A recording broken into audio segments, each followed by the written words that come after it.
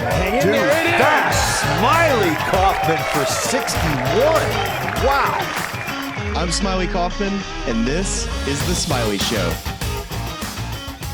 My daughter always asks me every time Dad goes golfing, she's like, were you the winner today? And I'm just sometimes like, yeah, I was. And then she's like, well, where's my surprise? But so today she's like, you're the winner today. Like she got to see it. Like she didn't have to ask me. So that was a really fun moment. Congratulations to Emerson and Violet's dad, who is your 125th U.S. Open champion, JJ Spaun. I'm Charlie. I have the distinct pleasure and blessing of being Walker and Katie's dad. We have Smylie Kaufman over here, who is Anna Carter's dad, and wishing a happy Father's Day to all of you out here. Smylie was also with JJ Spaun's group today.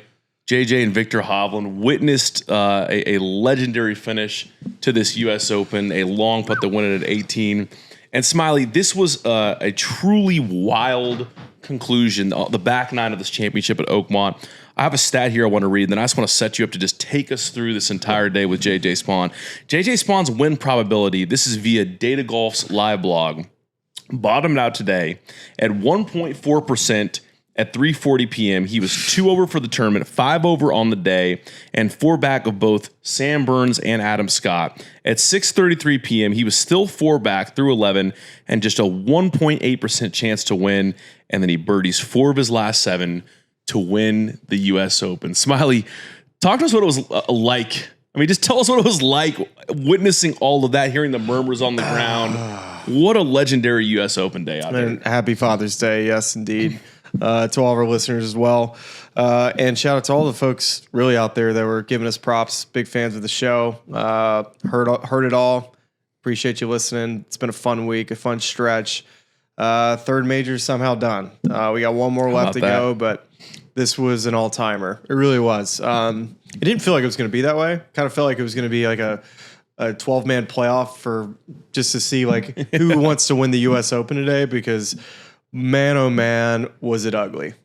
It was absolutely just nothing was going anybody's way in the final 4 guys. I really felt that way. And with JJ, I might as well just start right from the get-go. So first hole, kind of hits a drive over there to the right and has like one of the worst lies I've ever seen. And he can't even control it enough to be able to like hit it down a 30-yard wide fairway and misses it in the left rough. And then I can't even find this golf ball. And he got up there and he asked, hey, did it plug? And I was like, no, it bounced. and that's how bad this lie was.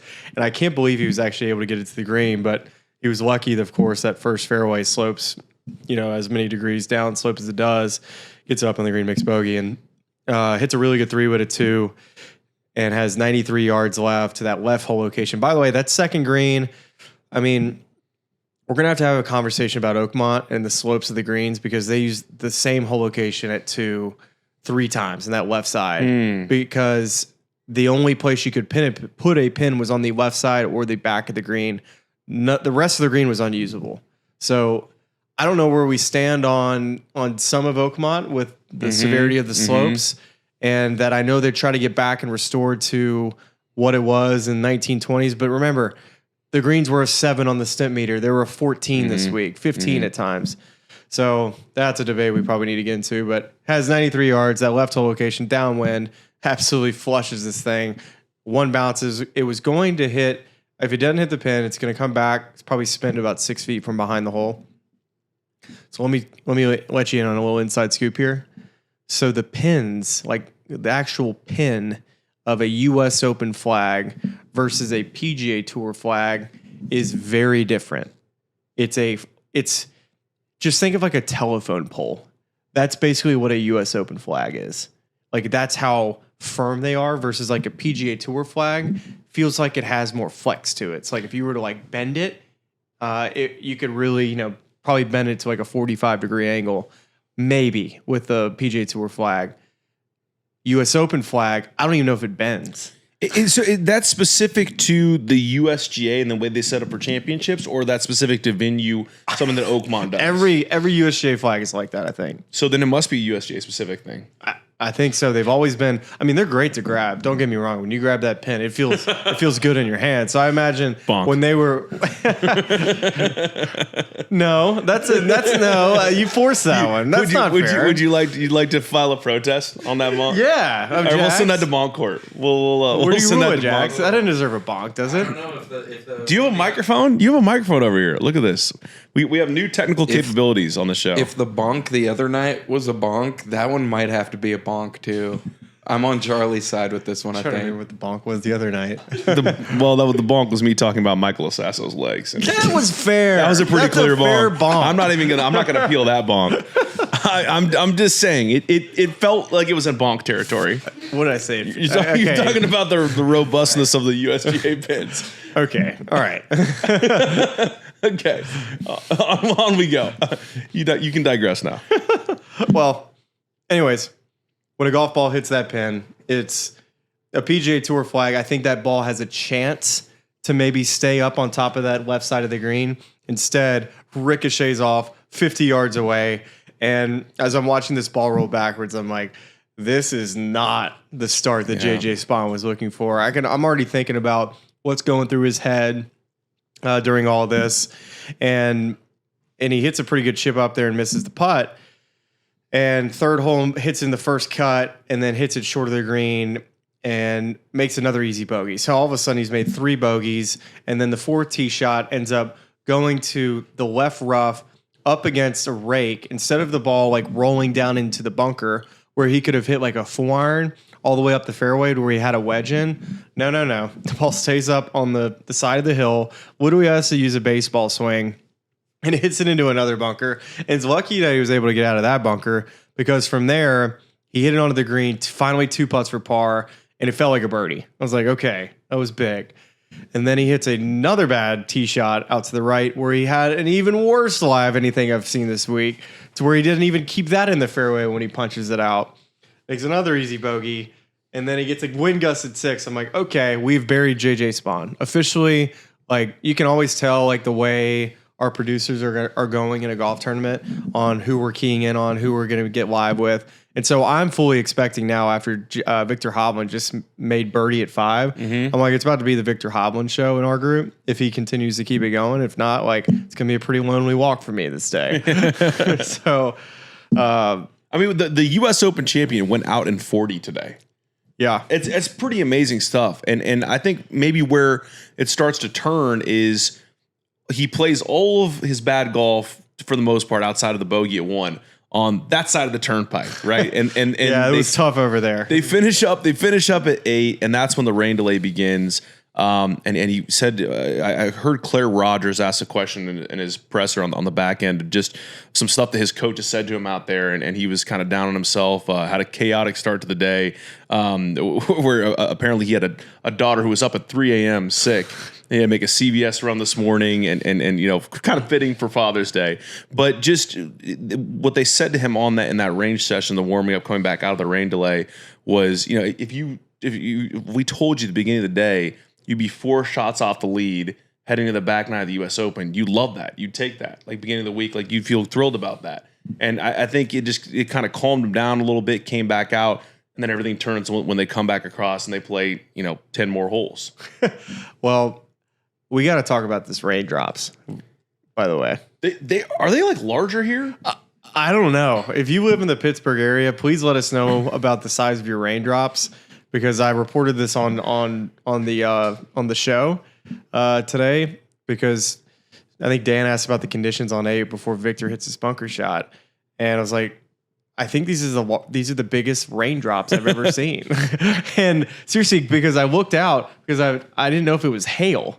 Yes. That's how big these things were. They felt heavier than normal. and as you can see if you're watching the YouTube episode, we did not, as you well know by now, we did not record this episode on the range. It was soaking wet. We're in like shorts and t-shirts now. Just a reminder, folks, it's 11:30 p.m. right now. 11:30 at night. It's been a long deal. We had to regroup. We had to dry out. But it was a very, we were wondering if we were going to get it all in today. We thought at one point we were headed to a Monday finish. Buddy, I was not signed up for that. I was hoping. Yeah, Jackson looking at flights. I was hoping that we did not have another night in the Monday morning Airbnb. deal. It was going to be great here. It sure felt like we were destined for that. But I actually went on PMT earlier before I got over here, and I made the joke that, you know, like they asked, like, what was the difference between JJ Spaun between before the rain delay and after? I was like, well, do you think Jason Hayward was in the clubhouse, just like how he gave the speech to the Cubs in that rain delay? They come out and they win the World Series. Maybe JJ Spaun talked to Jason Hayward. It could have We been. can't rule it out. We cannot rule it out. We cannot definitively rule that out. It feels like a long shot, but I mean, in some ways, the pep talk he got. I mean, that's the type of turnaround. I'm just saying that without that rain delay, I mean, I don't think JJ Spaun wins this tournament. I don't think so either. From what I saw from him, just emotionally, he needed a full reset. He needed time just to digress, look at the leaderboard, study it, realize what he needed to do. But even then, he comes out, makes a good par at 9, makes a good par at 10. And 11 plays conservatively off the tee, which we'll kind of get into the decision on 11 on what some guys did. Hits 3-wood when it's raining out, doesn't get to the top of the hill, which I kind of disagreed with that play. Would have rather see him push maybe even a driver up because the ball was not going anywhere. So like you wanted to flip wedge in, hits the middle of the green and blah, blah, blah. And so this is when the whole thing takes a tumble. And this is like when you said at 640, still at whatever percent chance to win. And he's in 12th fairway. And while this is all going on, after Sam Burns makes that putt on the 10th hole, I'm thinking this is Sam Burns' U.S. Open. Yeah. Like it's his U.S. Open. And then I watched his tee shot. And the cool thing about Oakmont, you can see so much out there. And that was like really fun for me to like have an eye on Sam back there. Yeah. And then I could kind of keep up with Hatton and the group in front of us. And so I see the tee shot from Sam Burns and I hear that he maybe went into a divot on 11 is what I heard. I'm sure y'all probably know this better than I do, but and then it comes up short in that rough. Next thing you know, the ball's flying over the green and he's walking off that hole with a double. And Adam Scott hits the fairway and he hits it over in the fescue somehow from the middle of the fairway. And I'm just thinking, I was like, I'm doing the math and I'm like, JJ and Victor are not out of this yet. And then literally 10 minutes later, there was a 5-way tie at 1 over. And then JJ, so he hits a shot on 12 fairway. We didn't show the shot. And it was a big block out to the right. It was probably 30 to 40 yard block. Mm-hmm. And he took casual water relief too. So like he was able to clean his golf ball, drop it. I'm sure obviously when it splattered again, by the way, the fairways I would say were 75 to 80% casual water. That's how bad it was out there. And so JJ hits this big block.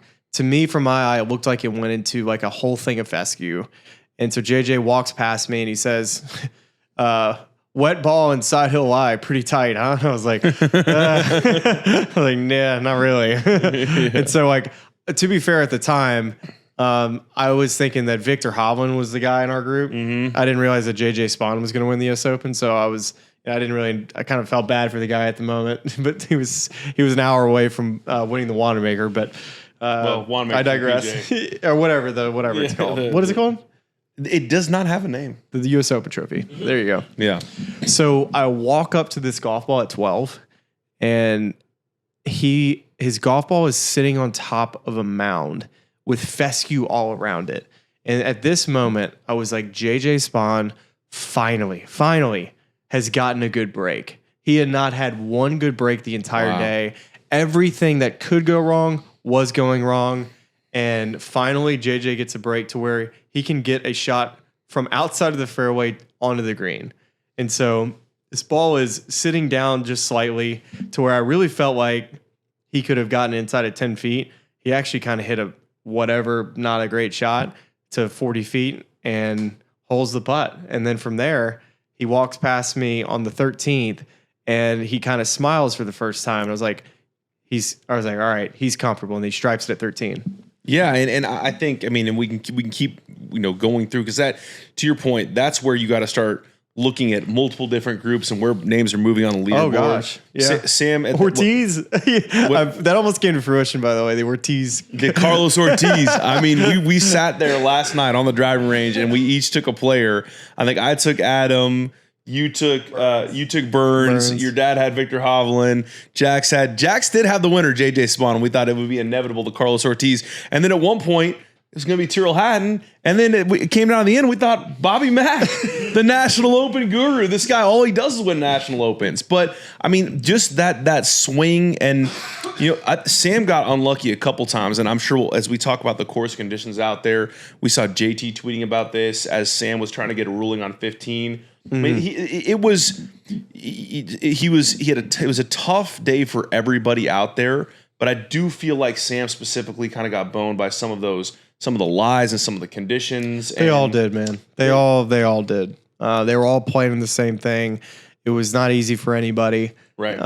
It sucks. It does suck. You could say the double at 15. I mean, when JJ was sitting on the desk at Live From recapping the whole round, and they're showing that shot at 2. In his mind, that's a 2-shot swing, right? Because he ends up making a bogey there. But for him, he sticks that wedge close and he makes a birdie. It's a completely different conversation. Oh, gosh, So, I mean, just riding and talking to his caddy, just riding those breaks, understanding it's a U.S. Open. You're not going to get all the breaks. Some of them are going to be bad. How do you keep your composure? And he was the guy that ended up doing that the best. And, I mean, if you look at some of these stats that we got from the Elias Sports Bureau, he is among good company. He is the 5th U.S. Open champion to finish birdie-birdie, and a guy by the name of Ben Hogan did the same at Oakmont in 1953. The lowest back nine score in a final round for a U.S. Open champion is 31. Johnny Miller did that in 1973 at Oakmont. JJ shot 32 at Oakmont today. So, I mean, I think that's part of that's the thing that's worth talking about here is a lot of people look at this name heading into the week and say, this is kind of deflating. It could have been Adam Scott, kind of putting exclamation point on the end of his career. It could have been Victor Hovland winning his first major. But JJ Spaun at 34 years old and 3rd on the Ryder Cup list, which is something I want to get into in a little bit here, just talking about that points list. But it is a very legitimately, a top, I mean, right now, we can look at the OWGR when this thing comes out, but top 20 player in the world on his current form. This season's played great all season long. And just kind of changing the way we think about a guy like that. I mean, Paul McGinley was saying, I think he's going to win last night, but I hope he doesn't because that means he's going to be on the Ryder Cup team. We're going to have to face him. There's a lot of respect, I think, that he gained from his performance this week, even if a lot of people were quick to write him off. Did I tell you about the underrated player thing? No. Earlier in the week? So I was out to dinner on Wednesday night with a player, and I asked him, I was like, hey, who do you think is the most underrated player on the PGA Tour? We hadn't talked about this? No. And his answer he gave is like, well, I'm not sure if he's underrated, but JJ Spaun would be my answer. This is on Wednesday. Interesting. And then I was thinking to myself, I was like, you know what? Of course, I don't know if where he would, heading into the week, if you would consider him to be underrated because he had such a good season. He finished second. The player, he's finished a couple runner-up a couple of times. He's top 10 in the FedEx, or not FedEx, but now he is, but the Ryder Cup point. So you can make a case. It's like, well, no, he's not underrated now because he's, very much in the conversation of a lot of things. But coming into this week, did anybody say a word about JJ Spaun? I didn't. But if you would have asked me what type of player fit out here, I would have said JJ Spaun would be a great fit. Like Tyrrell Hatton. I was naming all these guys, but never got to JJ Spaun because guess what? He's underrated and I don't ever talk about him. We don't talk about him. And that's not disrespectful to him. It's just, I think it's always been with him, continue to prove that you're ready for the big moment. And guess what he was? Because this man made 126 feet of putts on 3 holes in the last 6 holes of the U.S. Open. What? Well, and this is something, this is some sound that you called our attention to. I think we should listen to this now to talk about that putt. His putt at 18, 64 feet and 5 inches. It was the longest made putt of the week. Jackson and I were standing on the ramp at the media center watching this unfold from about halfway through the hole. Before we get there, I got a couple more holes to clean up before we get to 18. Okay, so you don't want me to play this down now? Not quite, because we're only on the 14th hole. I got a couple more holes to get to. All right, let's go. Let's go I mean, let's go on the 14th. I saw the lies, man. I saw everything. Yeah. 14 hits it right. I didn't think he was going to be able to get it to the green when I was walking up, and he somehow got a good lie in the right rough. I didn't see a good lie there all week. I thought it was going to have to be a pitch out to in front of the bunkers, and then I thought he was going to make 5. Gets up there, has like a somewhat of a downgrade patch, and he was able to control it, and hits it to 20 feet, makes the putt. 15, hits it left. This was interesting. He had about 3 clubs out because it was sitting in some deep-ish rough, but the lie was good enough to where I thought there was a chance that he would open up like a 5-wood. He had the 5-wood out and he was taking swings at it. But I thought there was a chance that he could potentially like top it because the ball wouldn't have climbed out of the rough like tall enough because you have to get steep on those shots. You open the face and kind of chop down on it and pops out. And he was only 190 front. Everything slopes down. And I was thinking that he could pull it off. And so he ended up going from a 6-iron to a 5-wood to an 8-iron. I was like, okay, smart play. Let's lay it up. Then he lays it up in some of the thickest rough on the entire course. When he did, I was like, what? He's got a 1-shot lead and he does this? Like from a lie that was, I mean, it's a 30-yard fairway. I don't care like how thick the rough is, but when the lie's decent, you can get to the back of the ball. Most players are going to get that ball in the fairway, and he didn't. And so now I'm tiptoeing in the rough trying to find his golf ball because I knew I wasn't going to find anything good. And I get to this ball that somehow is in this thick rough that is laying down grain somehow. Like everything's been standing straight up in this heavy rough, especially like right at 15. And there's just like this little bit that's like this way.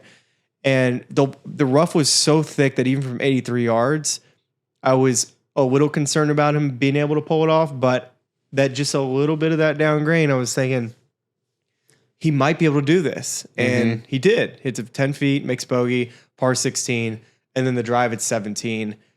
This was the sexiest thing I've ever seen in the air. Bonk me as much as you want. But this thing takes off, dude.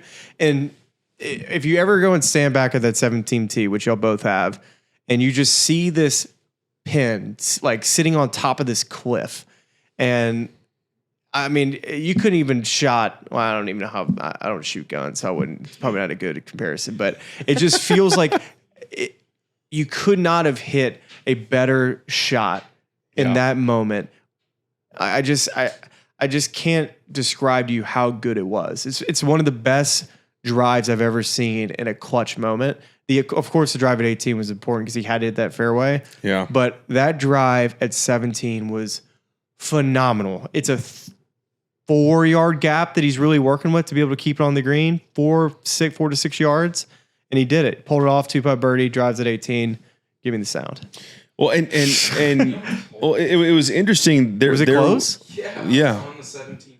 I thought it was interesting that there were a number of opportunities by guys that were in the hunt to do something like that at 17. Some of them failed miserably. I mean, Tyrrell Hatton hit a shot out in that dead right greenside bunker. Bobby Mack hit one up there and was saying, "Be as good as you look," in his Scottish accent, and it just came up short in the front. And Victor obviously was in and around and had a chance, but you know, and you could see JJ when he crested that hill. I'm sure you saw it on the green, just that sort of sigh of relief of knowing that, you know, I'm on the green. I can 2-putt for a stress-free birdie.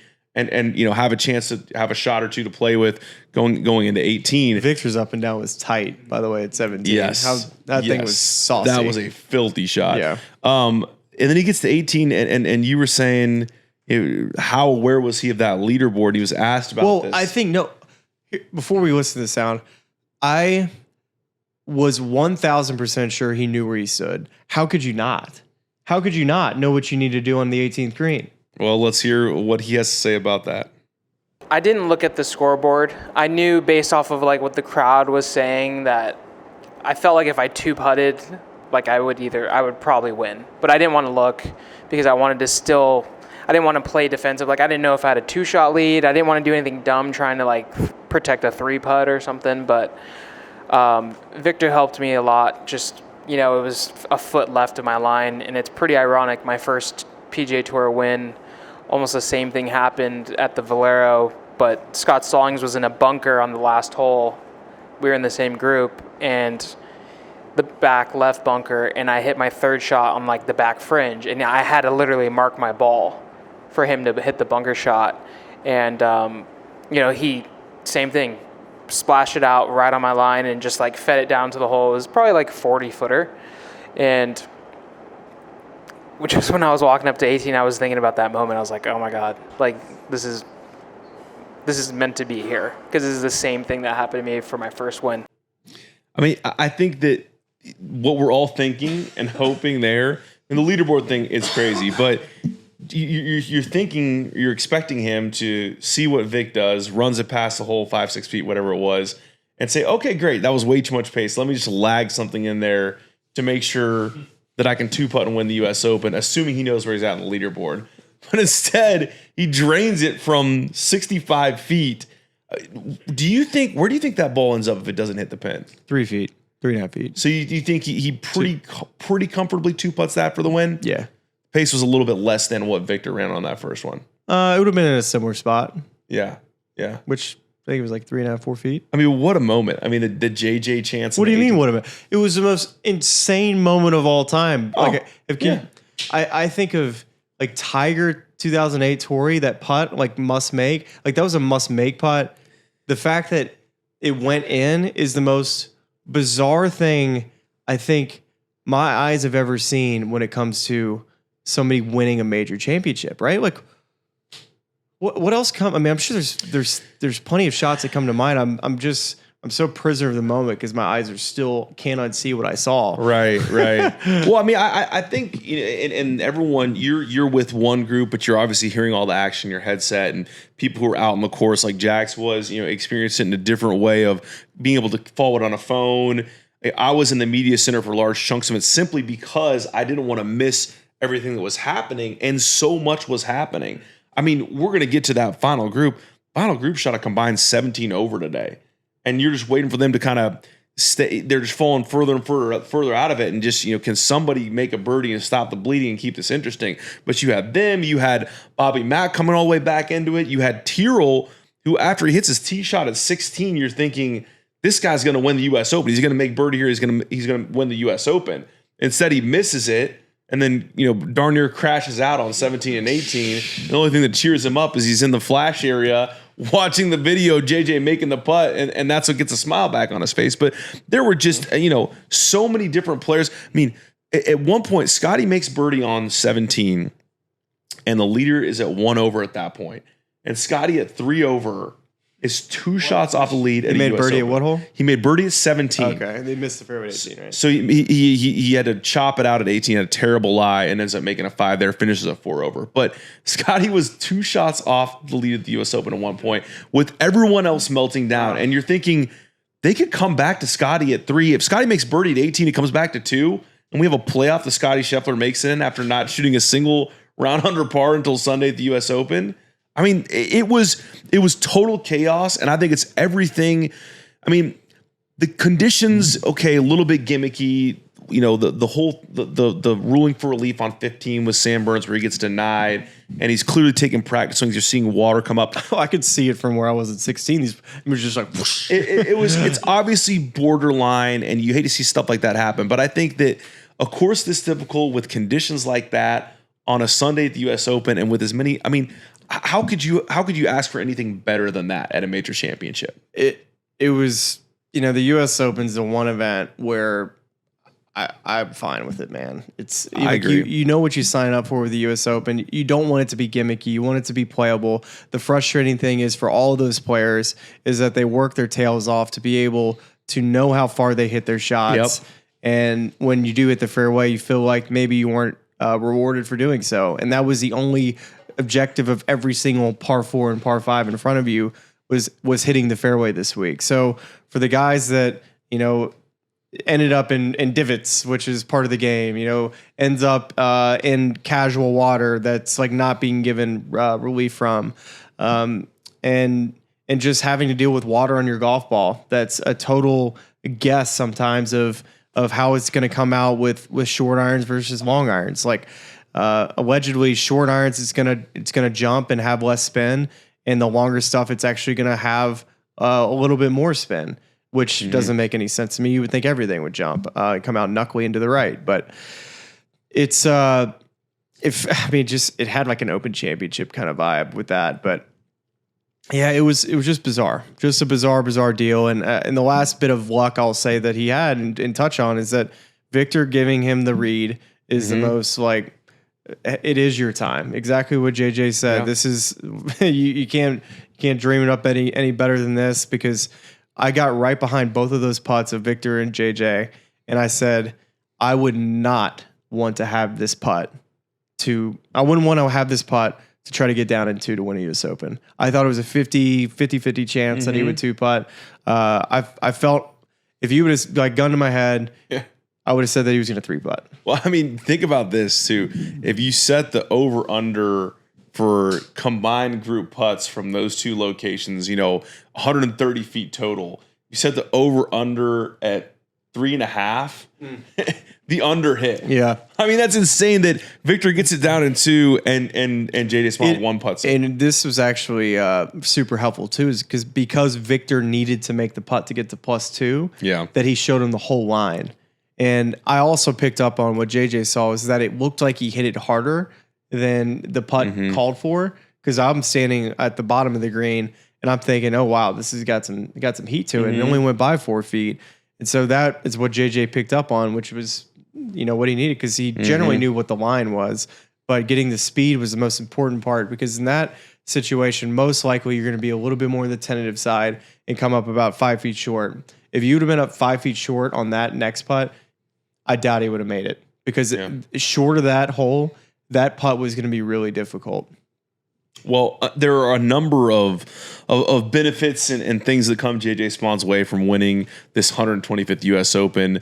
One huge implication as we look ahead to another former U.S. Open venue that will be hosting the Ryder Cup this fall is the Ryder Cup itself and where he now stands on that list. And so we're going to dive into that with the help of our friends at Ahead. Ahead is a strategic partner for enterprise clients, helping them navigate the path toward digital transformation, much like an expert caddy reading the course ahead and providing the winning combination of technology and execution. You can learn more at ahead.com. Smylie, we had a conversation before the show about JJ Spaun's where he vaults on this list. He is now 3rd on the Ryder Cup points list. I wonder, today, this whole week took a lot of composure and a lot of acceptance of bad breaks. And that is obviously a characteristic that you need to win a major championship, especially at a place as difficult as Oakmont. What about his just his mental makeup, his physical makeup, the way he plays the game of golf, do you think suits a Ryder Cup team well? Oh, he puts the ball in play, and the putter has been better. And I think that even a more bizarre thing about this week is that he worked with Josh Gregory for the first time this week. Yes. Which, I mean, how many times have you seen it where a player either changed caddies or he gets like that one good swing tip that carries him on to winning a big event? So from talking to Josh, first off, love Josh. He's a great guy. Congrats to him on, clearly giving some really damn good information in the first week of working with JJ. But he said that did you hear the thing he said? I got to go back and look at the specifics, but he referred to some secret shot, like some secret thing that he wasn't going to give away that Josh gave him. Well, and they used the secret thing. Do you have the secret? Yeah. Well, I know what they worked on. Okay, let's reveal it. Let's break some news here. The putter,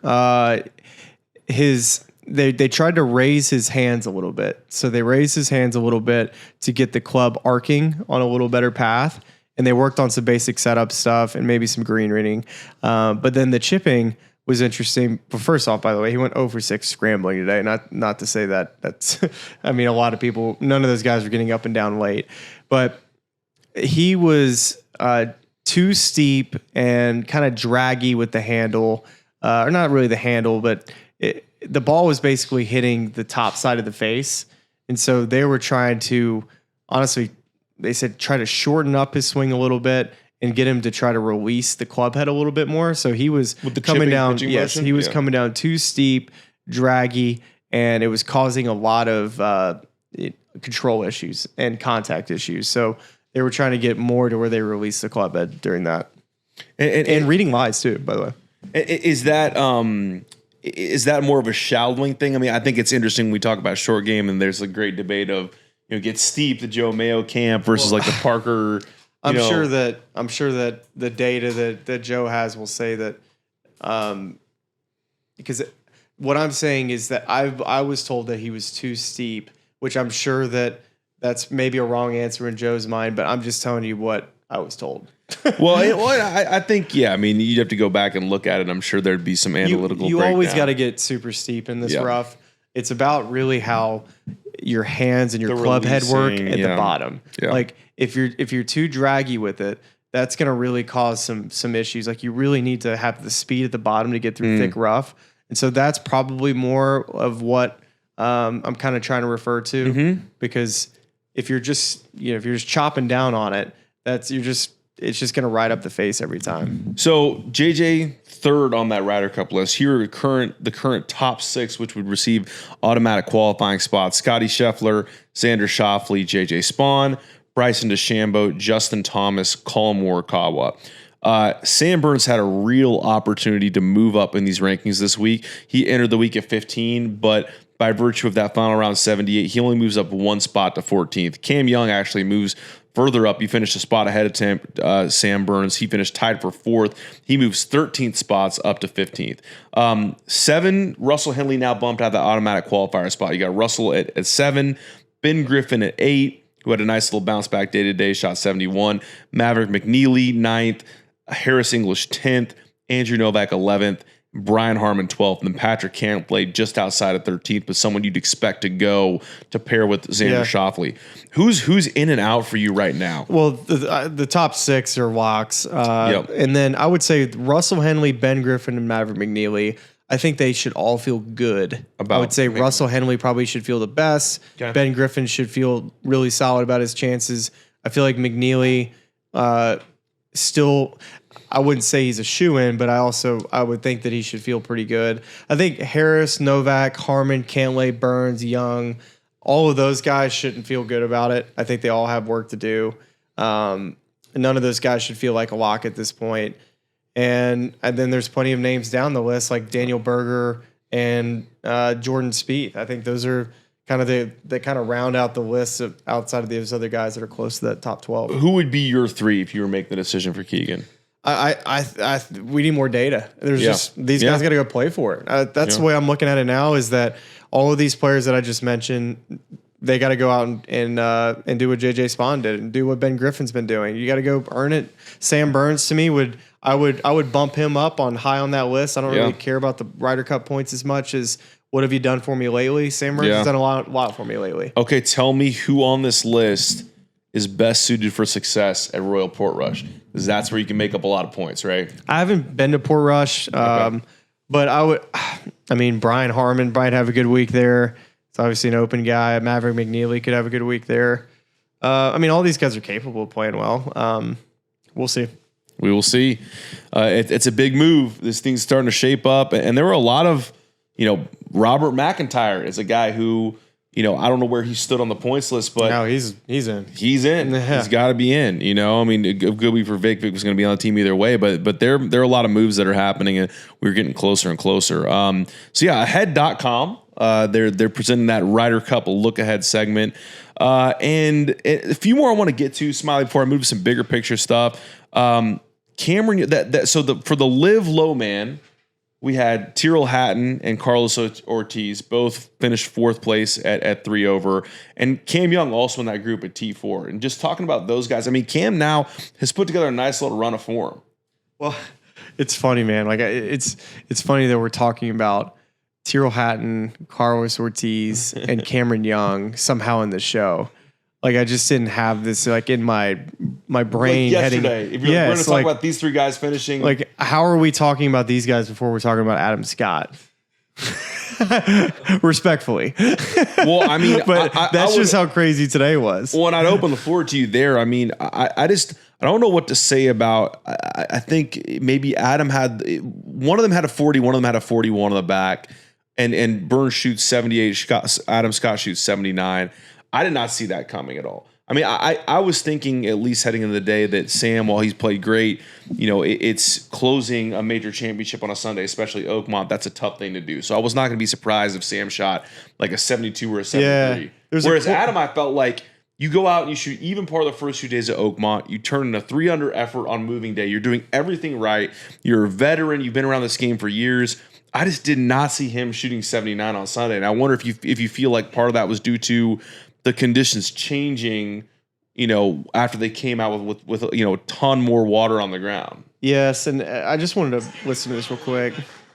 It was He said it was borderline unplayable. This is Adam talking about being borderline unplayable. Surface, like the shot I hit on It's interesting. 11. It's bizarre. I just don't know. It was like that foot playing off the ground, and he tried to hit a 5-iron, I guess, on that 15. he just said borderline unplayable because of the fairway conditions, and that's going to still be something that people talk about this event for a long time. Was it truly playable? The fairways, every single step I took, splashes of water. Yeah, I mean it was. There wasn't. Did you see the tweet of Kyle showing the? Yeah, this is Sam's lie right here on 15. So, are you aware of kind of like how casual water is ruled? It's with a stance, and the water has to be visible on the surface, correct? From where you're standing, not from where the ball is. Right. Which is silly. It's just another stupid rule. Yeah. Like throw that rule in the same category as when a ball ends up in somebody else's pitch mark. I think both are just as bad. Like throw that up to the top of things that need to be changed in golf. If my ball lands in your pitch mark, that's not my problem.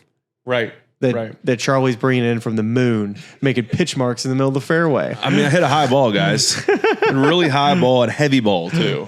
Bonk. I'll bonk myself. But it did hear from Bones that every time Adam hit it outside of the fairway from the restart and on, that he ended up in terrible eyes. He said just terrible eyes. And then I'm not sure exactly what happened on 14, the hole where Adam hit it right into the fairway bunker, and he tried to get it out of the bunker and wasn't even able to get it back into the fairway because that was the only shot he had apparently, and he still didn't even pull off because it was that close to the edge. So even when he hit into the fairway bunkers, he couldn't even get it back to the fairway. So right. I was really hoping Adam would have obviously had a good day, and the conditions sure could have made a big change because they were both at what Adam was at around even par heading into 8, has a terrible lie at 8, makes bogey, and then just never really quite recovered from there. They made I think I have this right, when they made that turn, Sam was at 1 under and Adam was at even, right? Because then Sam birdies 10 to get to 2 under, and there's that 2-shot gap, and everything changes from 11 on. 11 was the hole that led everybody back in the golf tournament, because I'll give you the statistics on this 11th hole, just looking at the course info for round number 4. The 11th hole was the third easiest hole in the golf course. Played under par. One of only a very few holes that played under par. And it was a very easy, it's a big green, it's an easy hole location. And I think if you give Adam Scott I don't know exactly I know where he ended up, but if he's in the fairway and he hits a shot to that, it's just not a shot Adam Scott would ever hit. So when you throw that bizarre factor in there, that's where it gets quirky, and that's where the championship maybe lost contain, if you will. Yeah. To where it really just became all right, let's just finish this tournament. And I'm fine with it because I get to go home tomorrow, but I feel really bad. I feel bad for them, how many times do you have a chance to win a major on a back 9? And I would be pissed too. If I am feeling like I'm making good swings and the ball's coming off not even close to where it should, or if it's not the number it's supposed to be, that sucks. And so I feel bad for those players that experience that. And, but at the same time, everybody else is dealing with it. It's just unfortunately a course that could really, really punish something, a shot that was not trying to end up there. It's just next thing you know, you're just trying to walk away with a bogey. Yeah, I mean, that was, the Sam situation at 15 where he theoretically should be in a place, even after giving away all those shots, to where, you can really keep yourself in the thing, get back into it, make a birdie there, and just completely yanks the thing left, a shot shape you never see from Sam Burns because it comes off so weird out of that sort of waterlogged lie, and then leaves the second chip shot in the rough, like doesn't even make it onto the green from there. And it's just, I think at that point, and we saw this type of frustration on guys' faces all week long. You're just sort of throwing your hands up and saying, like, what is it that I'm supposed to do here? And we saw Rory upset with it, Scottie at times, Shane Lowry, just guys that, it's just hard to have the patience and the composure to make it through 4 competitive rounds at Oakmont. And that's why I think, JJ, it's just so interesting. It's that he just seems to have that even keeled personality that really lends itself to this type of test. Yes, and I also got to give a credit to the USGA for how they set up the golf course, especially the hole locations. I thought it was really well done on the weekend, Saturday and Sunday. I felt like it was a great mix of different shots that you had to hit. I thought the hole location at 17 today was perfect today for that one player to come up and hit the shot at the right time. So I thought they did a really good job of setting the pins. I would have maybe argued that it was the rough was, I liked the rough height, but some years they've used the gradual rough to where, there's the first cut and then like there's maybe a 5 to 7 yard range of gradual rough that's maybe 3.5 inches. And then you get to the thick stuff that's 5. And you could have maybe argued that on the first hole, the 9th hole and the 15th hole, I would have said that those 3 holes probably needed just like a little bit grading. Yeah, because the place is so hard. Like if you miss the fairway by a foot, like does that need to be punished with a full stroke? Debatable. And I think that's where it lands. It's like it's depending on what you like in a U.S. Open test. I think if every single year it was like that, I think people would get tired of it, and I understand why guys would just say enough's enough. But look at a year ago at Pinehurst where the challenge posed to players off of the fairway was completely different. And even more random at times. We heard Scottie frustrated by that. Just like some guys getting good lies, others not so much. And, I think you could also reply to that in different ways saying, well, then just don't hit it over there. Now it is very difficult to say that to guys at Oakmont, just don't hit it over there because the fairways are small and they're sloped. And when they're not rainy, they're firm. So, but I do think that it is, people talk about this course as the ultimate U.S. Open test for a reason, and that's why we're not going to go there every year and have these sorts of feelings elicited by the golf course. I wanted let's get to a guy who was a little frustrated this week, but had a nice little going out 4th round today.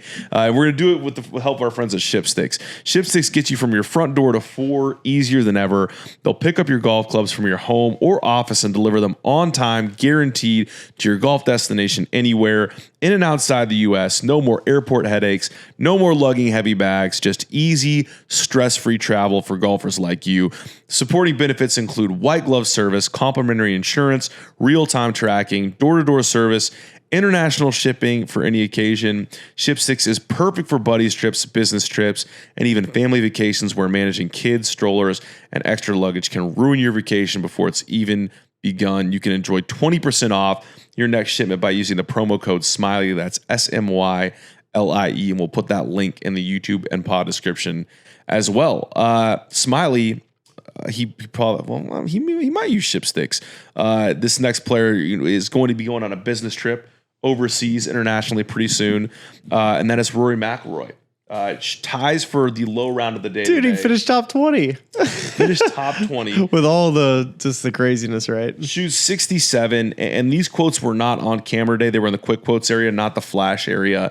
But it was interesting. Everything we talked about at the end of the round yesterday, and where we heard from him, sort of a testy exchange with media, just reflecting on where he's at mentally. And this quote that Rory said was just, "I climbed my Everest in April. And I think after you do something like that, you've got to make your way back down and you've got to look for another mountain to climb. An Open at Portrush is certainly one of those." I say that to you just to get your thoughts on headspace wise. I mean, winning a Grand Slam, the limited number of people have done that in the game of golf. I can understand why you're going to react to that emotionally. You don't know what way you're going to react to that emotionally. And it's been clear with Rory that there's been this sort of release, and now he's kind of come back down and bottomed out, not played well at Quail Hollow, a place where he always plays well, did not play great here at Oakmont. But it does feel like he's saying here that it's an opportunity to kind of hit a mental reset and go back to a place that is home and play some good golf that Open Championship. I just hope he comes back and plays when he's ready. Nobody wants to see Rory McIlroy in a foul mood talking to the media. We shouldn't force him to. If he's irked at the media and needs still time to decompress with whatever's bothering him, let him decompress. I'm over us having Rory talk, and if he doesn't want to talk, and then we get this version, nobody wants to hear it. So I'd much rather him just come back ready to play and then kind of get the old Rory back. Yeah, I mean, I do think it is I think very unfair, where he's caught in this damned if you do, done it, damned if you don't situation. Like, I'm not saying that he's presenting himself in a good way when he's saying these things, but at the same time, when he doesn't talk, all you hear from the media is, "Why won't Rory talk? Why won't Rory talk?" It's fine. Okay, I hear you. Now I'm going to talk. And then when he's telling you honestly how he feels, and now we're aghast because he's saying he's frustrated, I don't think that's very fair to Rory or very realistic about the nature of the situation. Doesn't it just feel like he's just lost trust with the media? It does feel very much like that. And I think that centers around the nature of the way that report was broken around that driver that failed at Quail Hollow. And I think that there are, I don't know if there are, golf ethics involved in these sorts of things, but I think there should be, with the way that report gets out, because I just don't think that's, unless you're going to go to the extent, and the people that reported on it, I'm sure they did, but you're talking about a thing specific to the driver failing that most people in golf don't understand. Like, they at a base level, they just see he's using a piece of equipment that is illegal, so he must be a cheater. And then you have all these sort of knock-on, lowest common denominator type of things that are said about someone, when in reality, that's not the way it works at all. The margins they're operating on, the sort of thinness of those faces, if it is failing, it might be a yard hotter, if that, than a conforming driver. And so I can understand why he would be frustrated with just both the reporting of something that's supposed to be confidential and then the subsequent lack of education of the audience as to what that actually means relative to the way people are going to now talk about him or view him because something was public that was not supposed to be public. So I think with Roars on that, it just, to me, feels with the driver, especially in the report, it would have been okay if you would have saw Rory McIlroy's driver failed this week, but also the other names that also failed were also listed in the report. To me, that's maybe something that could have been included. Maybe that the world number one player, Scottie Scheffler, his driver was also in that, and that maybe him being linked to this felt unfair. So you could totally understand that. Yeah, absolutely. And I think your point's correct. It's I just hope the next time we see him, it'll be the first time he's home publicly celebrating his Masters win, his Grand Slam win. So I think I assume and I hope we're going to see a much happier version of Rory McIlroy. Yeah. Royal Portrush. Hey, and by the way, he played really good today. I just looked Really at the stats. He was first strokes gained off the tee this week. That was the big conversation coming to the week. But from watching him, he was really struggling hitting his numbers. Was coming up short and long. And so that's always a big sign for me when players are off or don't quite have the feels, is when they're missing numbers by 8 to 10 yards short and long. So start working on hitting it more pin high. And shoot, if he's driving it good again, I mean, he hit 11 fairways today. That's a good sign. That means his swing's in a pretty decent spot. I don't think he's playing. He ain't playing the Travers, is he? I have not looked at that field. I think he is. He might. I think he is. I think he is. We'll get our crack research team on right now. Yeah, he noted that in these comments today as well. Just basically that all the chatter about the piece of equipment itself was less reflective of what he was trying to figure out on the tee, and just that he was working through some swing stuff. That was kind of the result of those two-way misses we saw in Canada, and that this week the swing felt a lot better, and it was reflected, of course, in these statistics. So, we'll see where Rory ends up playing next. What sort of mood he's in, whether or not he gets a reunion with the media that's a little happier. Let's hope for that. The other player who carded the Colo round of the day, Jon Rahm, shot 67 and was the leader in the clubhouse for a long, long time, longer than he probably should have been, because he posted that score before the rain delay. But he ties for 7th here, a top 10 in a major at 4 over. It seems like they didn't ask him much. They only 3 questions, but it just seems like even though he was it was my pick this week, he was a favorite of many this week. Felt like it could be a good fit for him. Struggled a little bit putting. But it just seems like this version of Jon Rahm, at least the last 4 majors start now, dating back to the Open Championship last year. This is the Jon Rahm that we were hoping to see, at least in the 3 majors of last year, and the one we were kind of lamenting is the Jon Rahm of dominating in majors or being contention every week. Or when we show up to these majors, gone now that he's been on live. It feels like that question's been answered pretty soundly. I feel like I'm either going to take Rahm or Hatton at the Open Championship. Both would be great picks. I saw so much good from Rahm this week, but he putted like a dog on Friday, and it probably cost him his chance to win this tournament. 143rd in the field in putting. Lost like 3 strokes on the green. And he said he was hitting good putts, and so much for us picking Poe guys this week, right? The Poe boys. Someone tweeted that at me. It was great calling the Poe boys. JJ Spaun's a Poe boy, by the way. That's we were doing the Poe thing. We were doing the Poe thing. We just didn't say all the Poe boys. Underrated. We didn't rate. We didn't do enough Poe rating.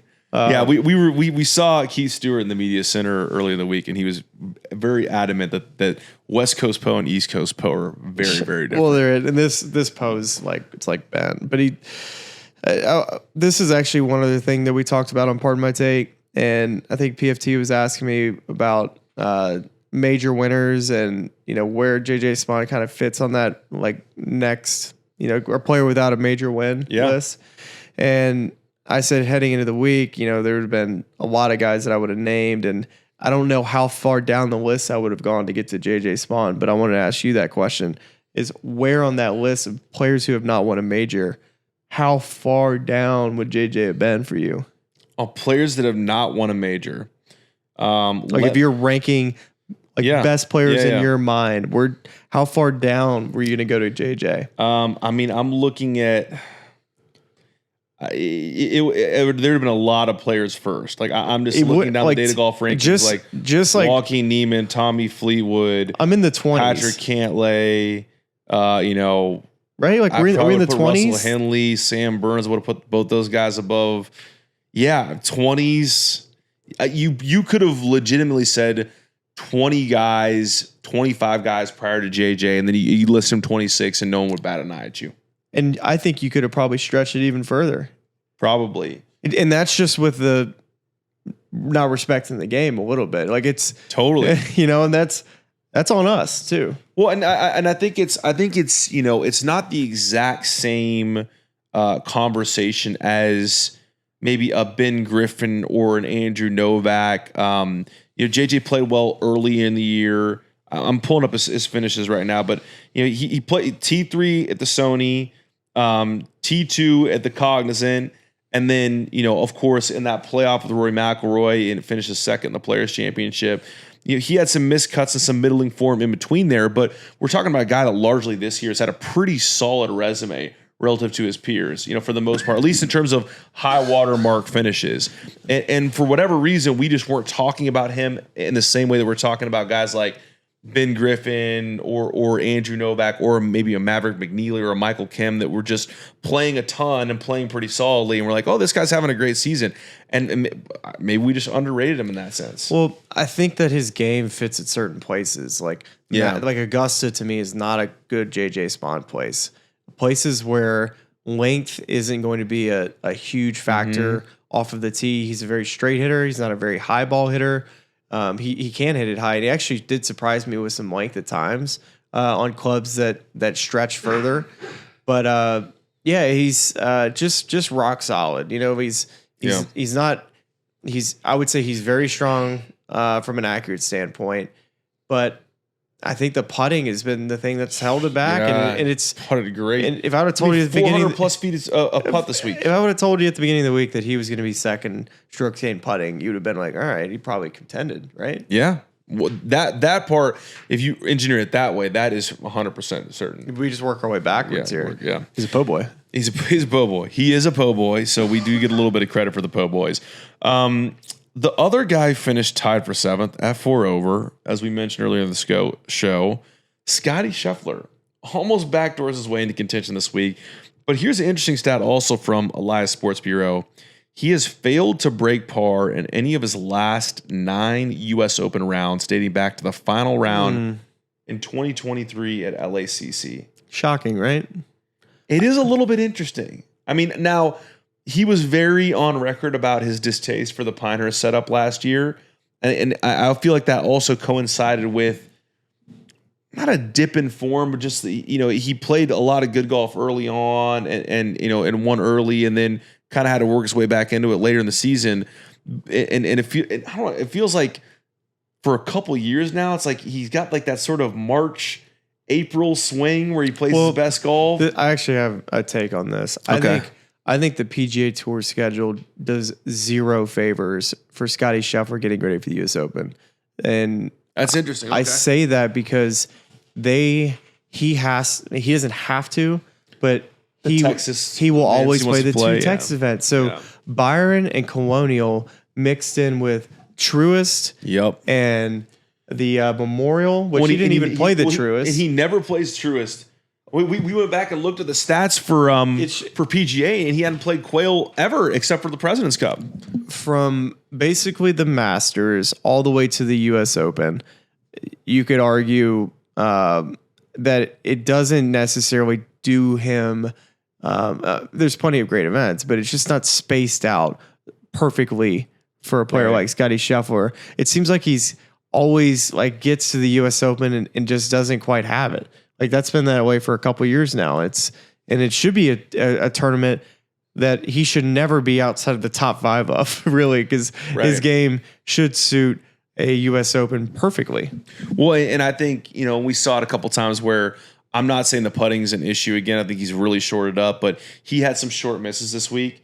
He had some kind of uncharacteristic stuff and stuff that we feel like, I'd say it this way. If we were in Scottie Scheffler putting crisis mode, like whenever that period of time was, and he had this performance this week, that would be the main talking point of like, oh my goodness, what's he going to do to get it fixed? Does he need to change putters? Does he need to change grips, et cetera, et cetera? Dude, he was 27th in putting. He had 2 strokes. Did he really? Yeah. I mean, the eye test. I mean, we watched him miss 3-footers. I know he missed some short ones. 5 or 6 putts that I felt like, very, very makeable, and that's interesting to because I was going anecdotally off of what I saw. Yeah, I think that's fair. He missed 2 putts inside of 3 feet, so that already is a huge killer to his stat. So he was 46 of 48 inside of 3 feet, but really inside of 10 feet, he was 63 of 73. It's interesting. It was actually, I think, pretty solid.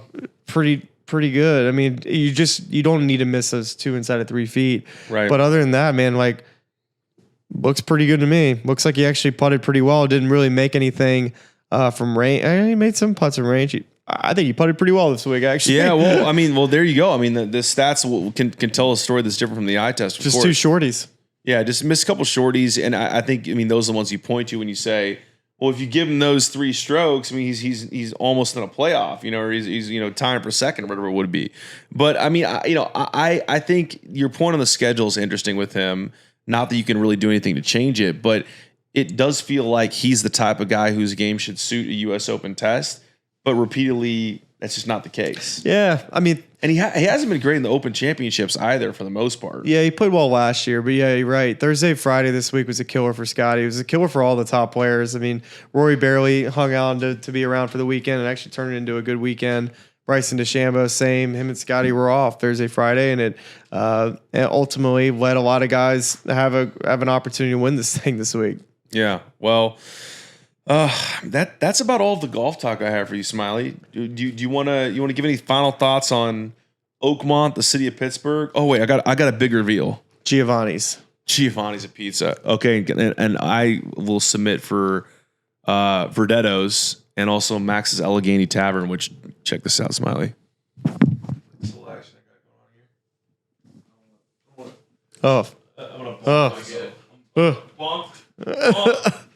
Blur this. Cease and desist. Nobody saw this. Here it is. My Max's Allegheny Tavern shirt. Oh, you like this? Little logo on the back. Bought a T-shirt, huh? Bought a T-shirt. Bought T-shirts. Bought a T-shirt at a bar, huh? Bought a T-shirt at a bar. You'll buy a merch anywhere. You bought me a hat at Selwyn's and PGA. Although that was I did not buy you the hat. That was a free hat. I was given the hat. That was you given the hat, and that guy gave. Yeah, that was hey, you didn't make it out. This is what you missed. I was, resting, pouring over stats to get prepared for the show the next day. Yeah, I'll say this is a Pittsburgh's a good place, man. Yeah, so if you can, and you're from Pittsburgh, or if you have a friend in Pittsburgh, text them, ask them about Giovanni's Pizza, because I have eaten Giovanni's Pizza now 4 nights in a row. I've gotten back to the hotel at 10 p.m. every night. It's right next to my hotel, right next to PNC Park.